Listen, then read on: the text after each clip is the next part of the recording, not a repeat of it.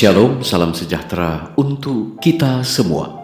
Kita berjumpa lagi dalam bacaan renungan pagi pulang ke rumah pada hari ini, Minggu 25 Oktober 2020. Dan judul pada hari ini adalah Iblis Jatuh Seperti Kilat. Sebelum kita lanjut, mari kita berdoa. Bapa di sorga, kami datang kepadamu Tuhan pagi ini.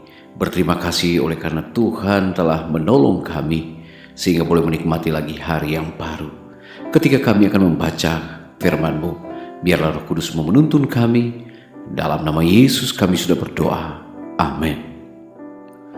Ayat tema kita pada hari ini diambil di dalam buku Injil Lukas pasal 10 ayat 18.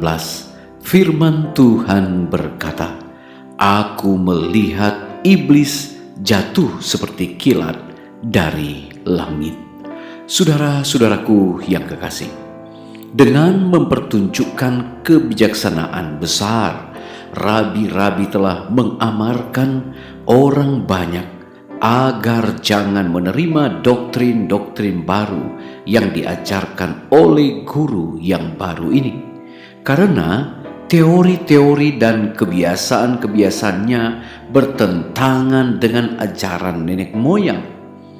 Orang banyak percaya akan apa yang diajarkan oleh imam-imam dan orang Farisi. Gantinya berusaha mengerti sabda Allah bagi diri sendiri. Mereka menghormati imam-imam dan penghulu-penghulu, gantinya menghormati Allah dan menolak kebenaran supaya mereka dapat memelihara tradisi mereka sendiri.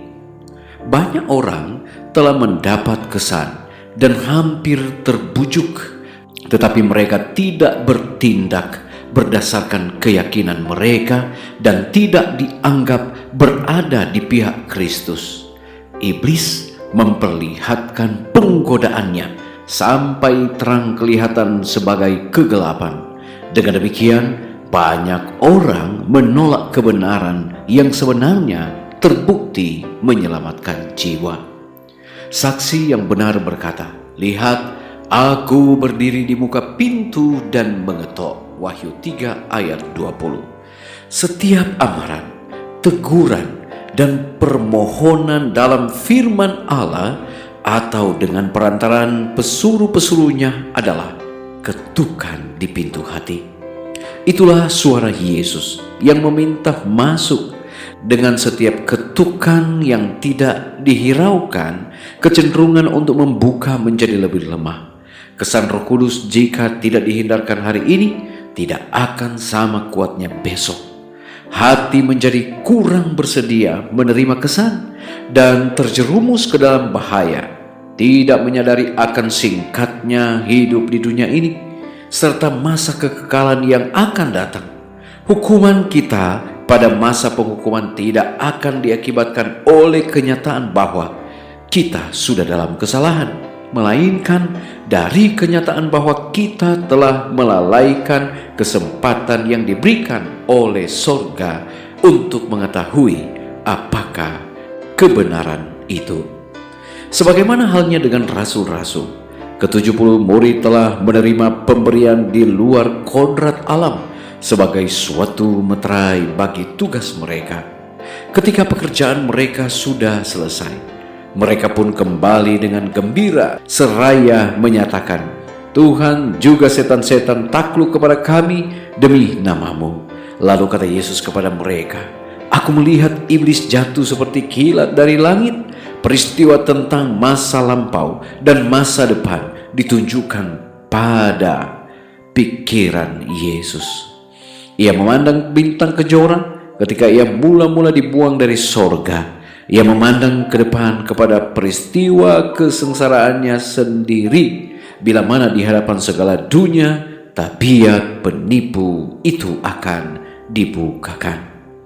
Saudara-saudaraku yang kekasih, di seberang salib di Golgota, dengan kesengsaraan dan malu, Yesus memandang ke depan kepada hari besar yang terakhir, bila kuasa penguasa di udara akan menemui kebinasaan di bumi yang sudah lama sekali dirusakkan oleh pemberontakannya.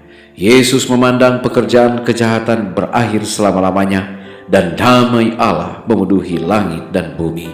Diambil di dalam buku Alfa dan Omega, jilid 6 halaman 107-108. Mari kita berdoa.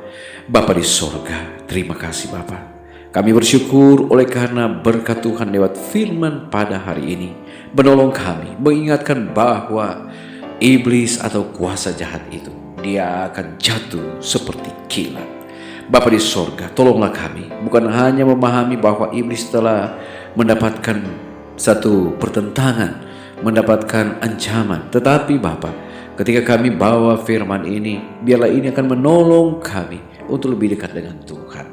Apapun yang kami lakukan, biarlah sesuai dengan petunjuk dan rencana Tuhan. Bapa di sorga, berkati semua umat-umat Tuhan dimanapun mereka berada. Biarlah mereka semua dalam lindungan Tuhan. Bapa di sorga, ketika kami akan memulaikan aktivitas hari ini, biarlah Tuhan akan berkati kami. Hindarkan yang berbahaya, celaka, sakit, penyakit, bahkan maut yang mudah menimpa kami. Dan biarlah apa yang kami akan lakukan semuanya sukses berhasil oleh karena Tuhanlah yang menyertai kami. Terpujilah Engkau ya Allah, dengar doa kami. Ampuni dosa kami. Dalam nama Yesus kami sudah berdoa. Amin. Puji Tuhan saudara, pertemuan kita telah berakhir. Kita akan jumpa lagi pada besok hari. Shalom, Tuhan Yesus memberkati.